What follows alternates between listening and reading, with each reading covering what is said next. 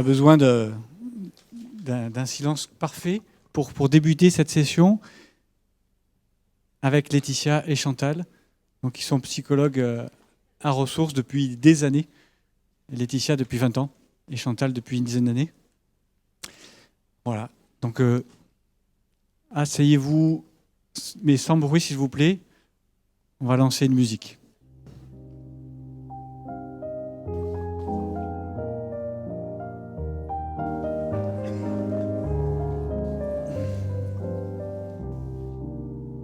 Bon, Letty, la culpabilité en oncologie, c'est un vaste sujet, ça. Ouais.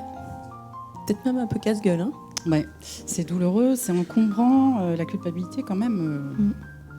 On va parler de quoi, du coup? De la culpabilité. On va parler de quoi, du coup? De la culpabilité, des comportements de santé qu'on n'a pas eu ou qu'on a eu avant le diagnostic, genre j'ai fumé, j'ai picolé, j'ai stressé, j'ai mangé sucré. Ouais, des comportements de santé qu'on n'a toujours pas, qu'on n'arrive pas à mettre en place, même après le diagnostic, même après avoir été au courant des bonnes pratiques, par exemple. Ah oui, genre j'aime toujours le camembert et je suis toujours pas yogi. Ouais, alors que tu ferais mieux de faire du sport 4 fois par semaine. Ouais. On pourrait aussi parler de la culpabilité de se sentir un mauvais patient. Trop impatient. Pas cool pour les soignants, ça. Ou celui qui est mauvais patient car il ne tolère pas le traitement qui est censé l'aider, qui doit en changer. Ouais. Puis il y a le patient trop patient, qui n'est pas assez impliqué. Voilà. Puis on pourrait parler de la culpabilité envers la famille. Oui, le conjoint qu'on délaisse, pour qui on devient un poids. Les enfants, pour qui on a moins de temps de qualité, qui nous épuisent et qui nous voient affaiblis. Les parents, qu'on inquiète trop. Ouais. Mais on pourrait aussi parler de la culpabilité de la famille, du coup. Oui, de la famille. Donc, du coup, on reprend le conjoint, par exemple. Le conjoint qui n'aide pas assez, qui ne comprend pas tout. Des enfants qui sont très en colère ou alors qui disent rien du tout. Et des parents qui sont plus trop jeunes, qui manquent d'énergie, qui culpabilisent. Ouais. La culpabilité du survivant. Moi, je suis en rémission alors que mon ami est parti. Ouais. Tu sais, on pourrait même parler de la culpabilité des soignants. Mais alors là... Ah oui, non, mais là, regarde, on est à 7, là. C'est bon. Enfin, ça fait beaucoup. Ouais. Si on pourrait faire le truc de base des psys, là.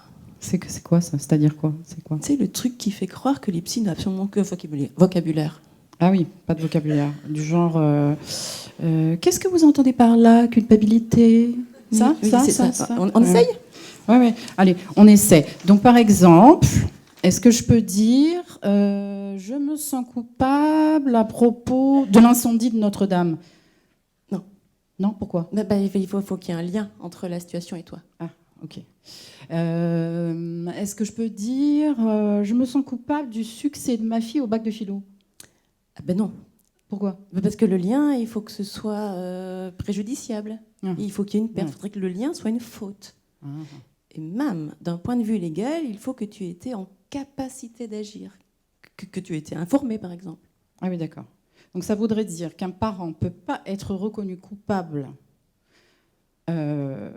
d'avoir empoisonné son bébé avec les phtalates contenus dans le biberon qu'il lui donnait parce qu'il l'ignorait, voilà, par exemple. Ou alors, une personne souffrant de paraplégie ne va pas être reconnue coupable de ne pas personnellement porter secours à quelqu'un qui est en train de se noyer. Voilà. C'est ça? Ouais. Okay.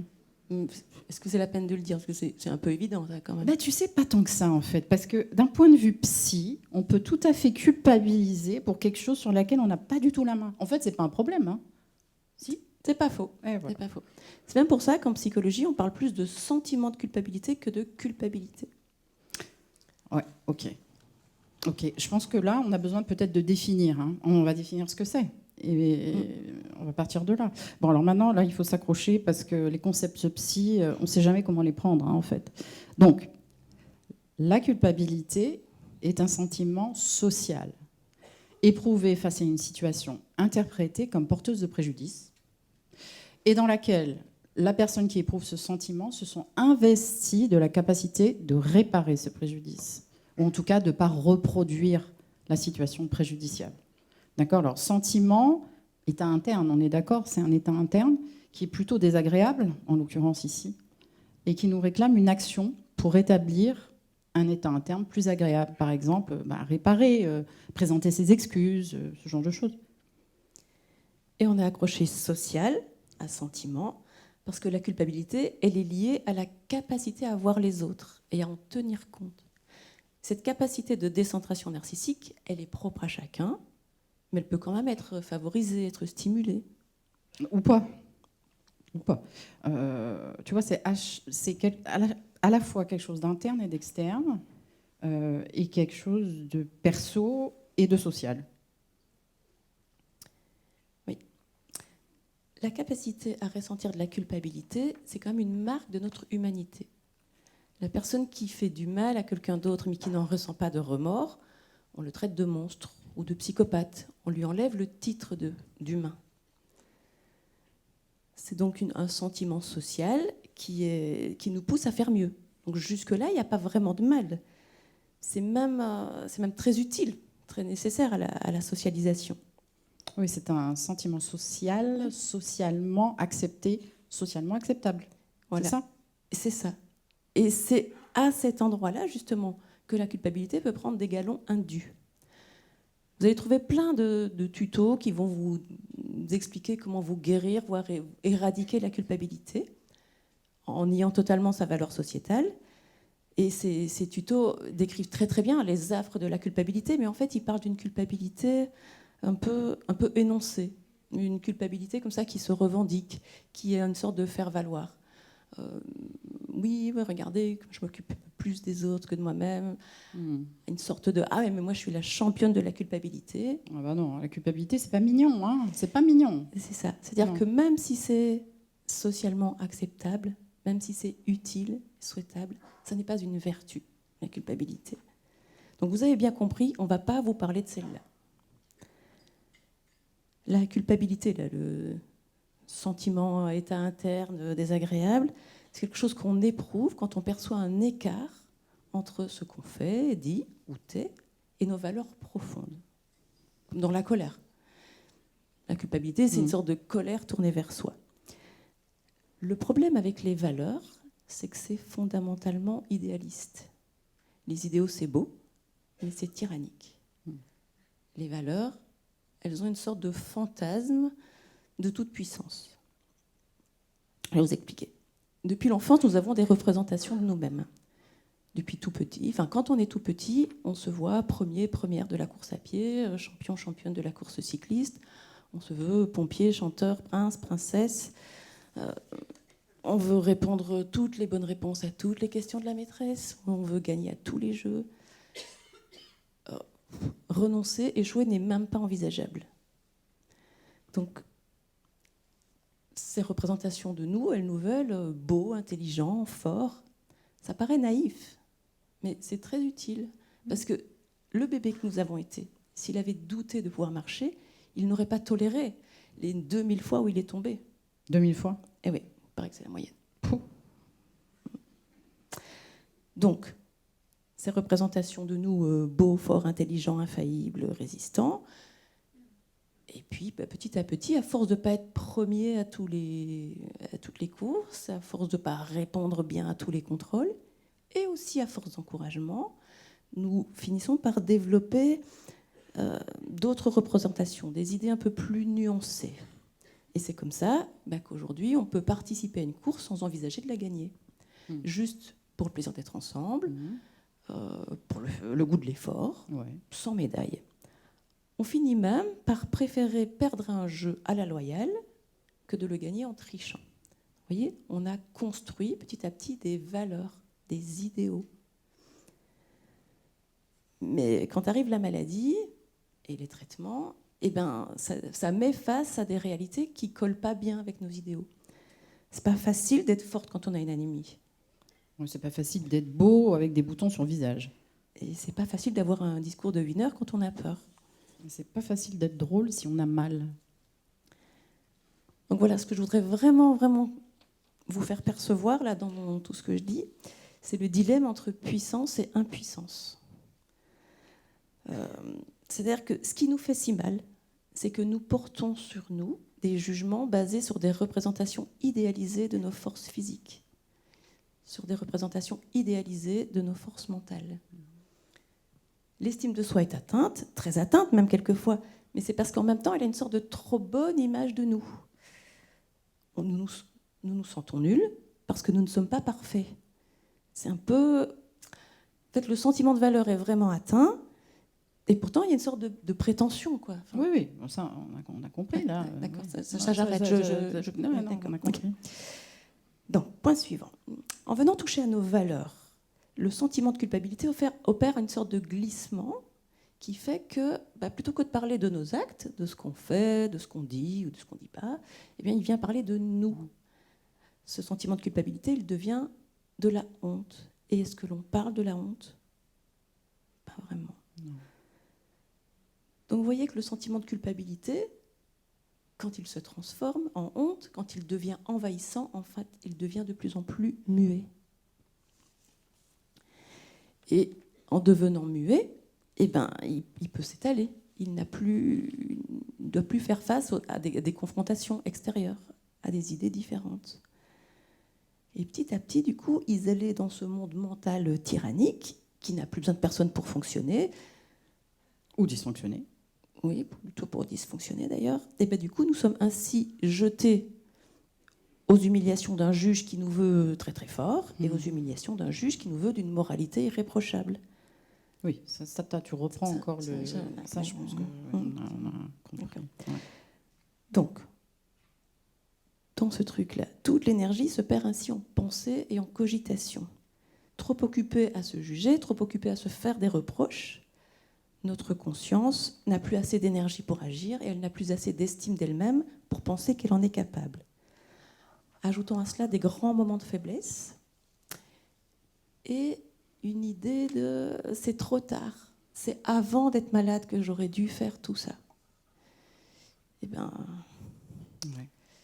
Impuissance, isolement, immobilisme, qu'est-ce qu'on fait avec ça, hein? Ça fleure bon un peu l'impasse, là, non? Hein? Ouais, on est mal embarqués, là. Non, Qu'est-ce qu'on va faire? J'ai une idée. On va appeler quelqu'un. T'as une idée? Oui, j'ai mon téléphone. C'est bien ça. Attends.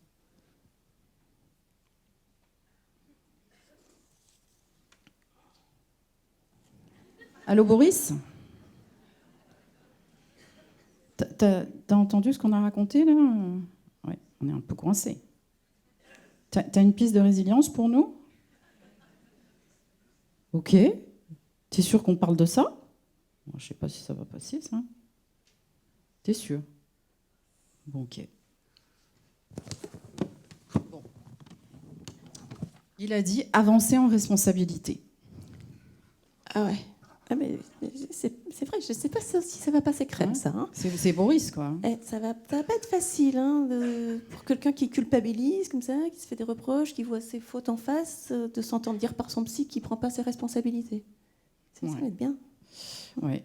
Bon, alors on va essayer de revenir peut-être à la deuxième partie de la définition là, de culpabilité, tu sais, qui nous pousse à faire mieux, à entamer des actions réparatrices. On veut parler de l'immobilisme, du sentiment d'impuissance qui nous empêche de passer à l'action. Donc, pour faire face à l'impuissance, on essaye de faire la distinction entre ce qui est de notre fait et ce qui est de notre faute. Si nous, notre famille, on est confronté au cancer, c'est de notre fait, mais ce n'est pas de notre faute.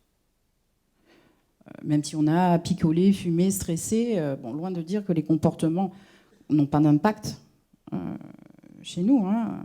Mais aucun de nous ne peut choisir vraiment de quel côté des stats on va se trouver, en fait. Pour faire face à l'immobilisme, faisons quelque chose. Même la moitié d'un chemin parfait, ce sera mieux que de pas du tout pouvoir mettre le pied devant l'autre, un pied devant l'autre.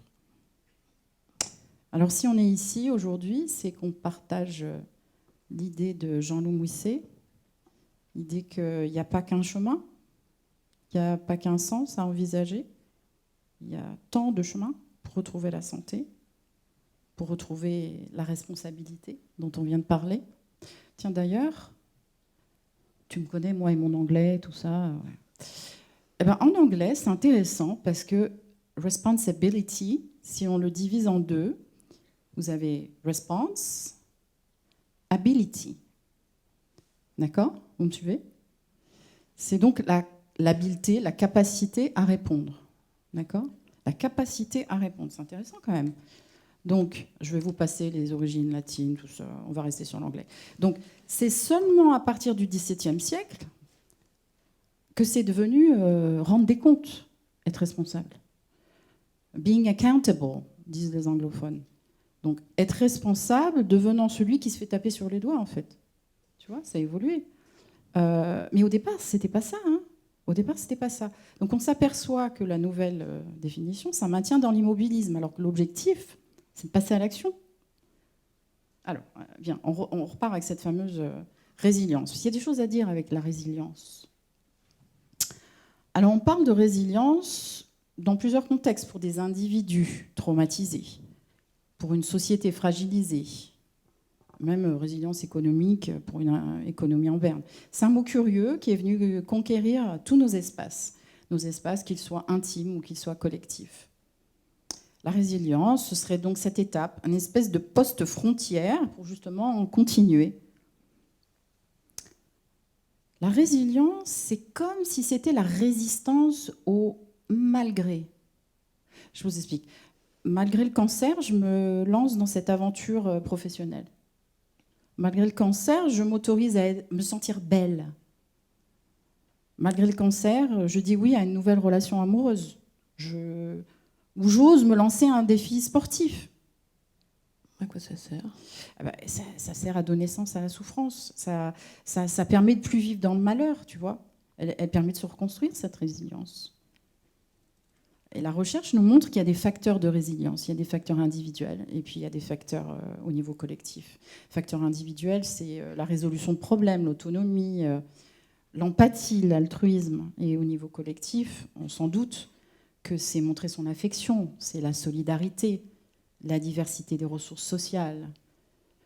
Alors, ça serait comme la résilience, ça serait comme un super pouvoir, un super pouvoir qu'on aurait à l'intérieur de nous.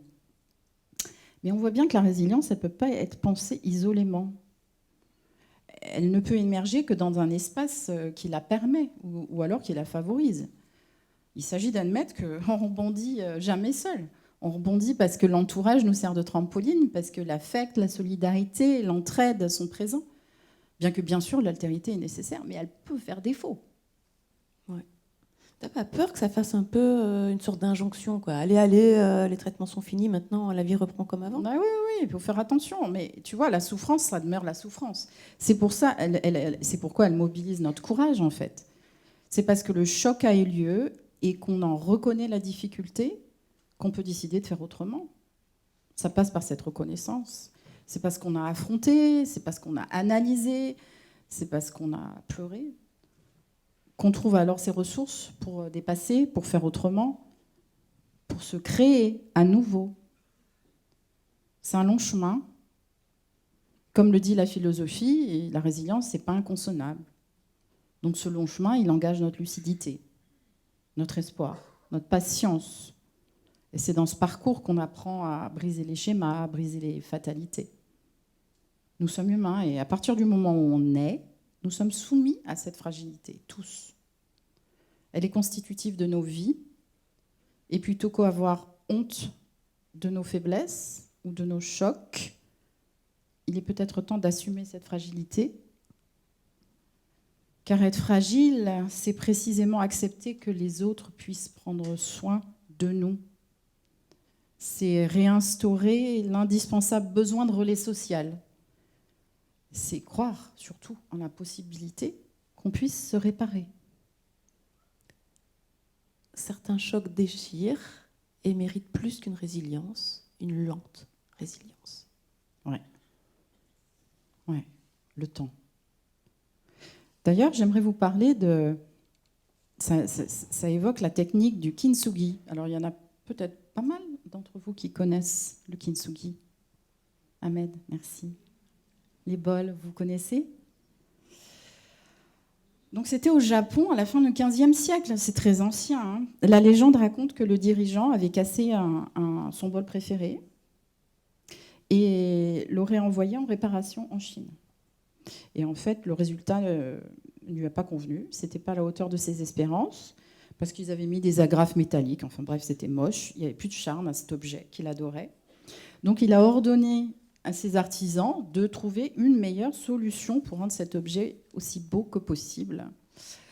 Ils ont travaillé, et ils ont trouvé cette méthode de réparation élégante qui utilise de la laque saupoudrée d'or. Donc en fait, si on réfléchit à ça, au lieu de cacher la fêlure, de la faire disparaître, les artisans prennent soin de l'objet en rendant apparent son ou ses défauts. Peut-être que ça peut nous inspirer, ça. Peut-être que c'est ce chemin qu'il nous faut adopter pour faire de la résilience autre chose qu'une exigence insensée dont tu as parlé tout à l'heure. C'est une école de la lenteur. On a envie vite de recouvrir les cicatrices de lac doré pour voir émerger l'objet dans toute sa splendeur, tu vois. Mais c'est un art, et cet art nous rappelle que le chemin qui compte, c'est ça qui compte, c'est pas la destination, c'est le chemin. Et ce chemin, il s'emprunte pas seul. J'aime bien tes bols, c'est sympa. T'aimes bien ? Ouais. T'aimes bien. Vous avez assez de force avec vos imperfections pour faire quelque chose. Faites avec ce que vous êtes plutôt que d'essayer quelque chose avec ce que vous n'êtes pas.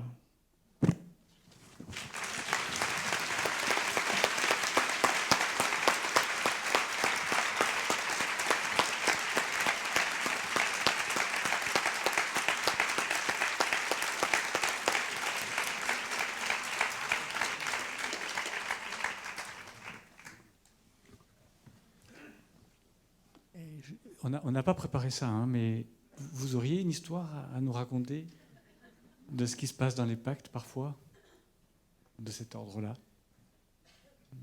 Il y a une jolie orfèvrerie qui s'est faite. Sûrement. Sûrement. Alors, moi, ça ne me vient pas là comme ça. C'est vraiment pas préparé pour le coup. Une histoire précise, mais ce dont on a touché, en fait, oui, c'est des changements. C'est un retour à soi. Alors, retour à soi, parfois, c'est découverte de soi, en fait, plus que retour. Et puis, dans toutes les dimensions de l'être. Je crois que tu as beaucoup insisté sur ça aujourd'hui. Centré sur la personne, dans tous ses aspects, dans toutes ses dimensions. Ça t'a laissé le temps de réfléchir, si tu as une idée plus précise. J'aime bien une histoire où, voilà, après une fin de pacte, tout compte fait avec deux impactés, on va manger. Et puis ils finissent par parler de ce que ça leur a laissé et ils tombent sur la même phrase, à part qu'elle ne veut pas dire la même chose. Et ils disent, oui, moi, ça m'a fait beaucoup avancer sur l'écoute. Et l'un des deux, c'est-à-dire qu'ils finissent par dire en même temps, oui, moi, je m'écoute avant d'écouter les autres.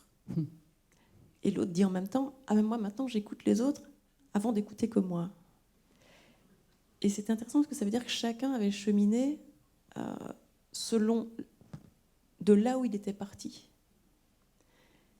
Et donc chacun avait mis de la laque et du doré en fonction de ses manques à lui, de ses fêlures, et ça avait été fait ensemble. Mais pour finir, on n'a jamais fait, on s'était dit qu'on ferait un petit autocollant, et justement avec ce qui te plaît, là, le côté écrit en rond, où il n'y a pas de démarrage et de fin. À part que pour le dire, je suis obligée de démarrer par une formule, mais on avait imaginé écrire... écouter l'autre pour s'écouter soi, pour écouter l'autre pour s'écouter soi, pour écouter l'autre pour s'écouter soi. Et où, du coup, sur le dessin, on n'aurait pas pu voir d'où ça démarrait. Mais il y en a certainement plein des anecdotes de pacte.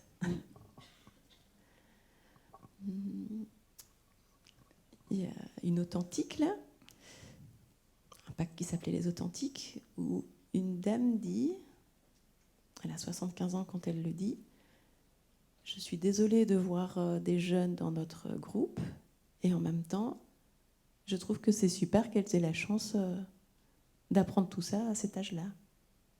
Et bien sûr, il n'y a que quelqu'un qui est malade qui peut le dire. Moi, je ne peux pas dire à quelqu'un, vous avez bien de la chance d'avoir un cancer en étant jeune. Mais elle peut. Et ça m'a marqué, c'est vrai. Oui. Moi, je vais raconter une histoire aussi, parce qu'elle m'a marqué profondément. Donc, quand je suis... Je savais qu'il voulait Eh oui. cette histoire. Je le savais. En fait, il voulait caser son histoire, quoi. Et D'accord. peut-être que vous l'avez déjà lu, entendu. Mais bon, elle m'a tellement marqué que je pense que pour ceux qui ne la connaissent pas, parce que c'est ma rencontre avec David Spiegel à Stanford, enfin pas à Stanford, à Paris, quand il est venu faire un séminaire et qui m'a convaincu qu'il fallait que j'y aille là-bas. Et dans ce séminaire d'un week-end, il nous présente tout ce qui se passe pour les gens atteints de cancer, mais il nous montre une vidéo d'un travail qu'il a fait avec un patient qui n'avait pas un cancer. Il avait perdu son fils au Vietnam sous une bombe, sous ses yeux. Et il était en hôpital psychiatrique depuis. Donc 10 ans d'hôpital psychiatrique. Et David raconte comment il le prend en main à travers l'hypnose. Et il le fait cheminer plusieurs mois. C'était un travail qui a duré au moins 1 an, je crois, de préparation pour arriver à l'étape finale. Et il nous montre la vidéo. Et elle m'a marqué pour toujours, parce que je crois qu'elle intègre tout ce que vous avez raconté là. C'est-à-dire que quand il revit la scène, il voit tout d'un coup son fils mourir sous ses yeux, et il dit tout d'un coup, mais il est trop loin. Je ne peux pas le sauver. Et là, il avait été dans le fantasme. Quand il a vu, il voit, il comprend qu'en revivant la scène, quand il voit son fils sous ses yeux, qui est trop loin, il aurait aimé pouvoir le sauver.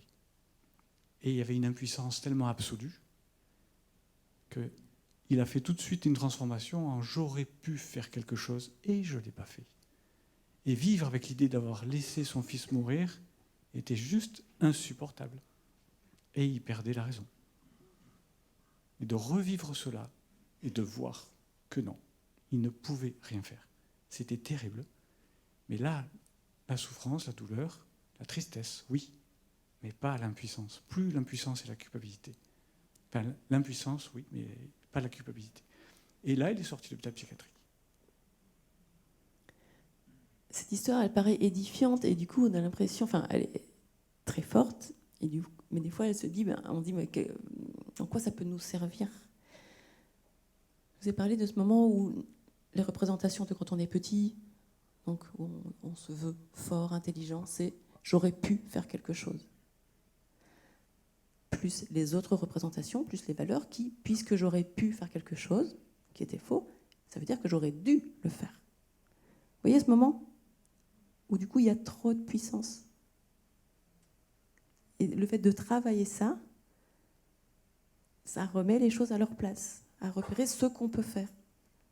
Voilà, sortir des reproches pour agir. Et vraiment, nous, quand on en parle, c'est des théories psy, des fois on ne sait pas comment les attraper. L'histoire de Jean-Loup, ça vient aider à illustrer ça, mais vraiment repérer qu'on fait tous ça. On fait tous ça. Confondre ce qu'on peut faire, confondre ce qui est entre nos mains et ce qui n'est pas entre nos mains. Et très souvent, on passe beaucoup de temps à se reprocher de ne pas faire ce qui n'est pas entre nos mains. Et des fois, on passe peu de temps à faire ce qu'on pourrait faire. Et ça, c'est dommage.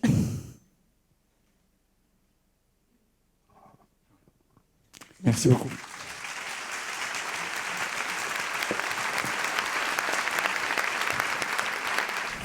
Si j'ai répondu présente à cette invitation, c'était pour ma part en conformité avec l'engagement et l'implication que j'ai au Centre Ressources depuis une dizaine d'années. Puis aussi, oui, c'était intéressant de travailler sur ce thème de la culpabilité vers la résilience et de travailler avec Laetitia sur ce projet-là. Pour essayer sous cette forme de dialogue dynamique, parfois même avec un ton léger, de faire passer des idées pas toujours faciles à communiquer, on va dire, sur un thème complexe et dont on entend parler tout le temps à Ressources, effectivement. Et voilà, c'était très chouette de partager cette expérience avec toi, Letty, ce matin. Ben, j'ai répondu à l'appel de Jean-Loup parce que oui, il y a une volonté de transmettre, même si c'est pas facile pour ni Chantal ni moi. Je pense qu'on n'aime pas d'être en public, mais oui, il y a une volonté de transmettre. Ça fait plaisir d'être à deux, parce qu'on se voit, on fait que se croiser, donc c'était l'occasion de se parler un peu plus. C'est pas un sujet que j'aurais choisi, mais tout compte fait, c'était très intéressant de l'approfondir.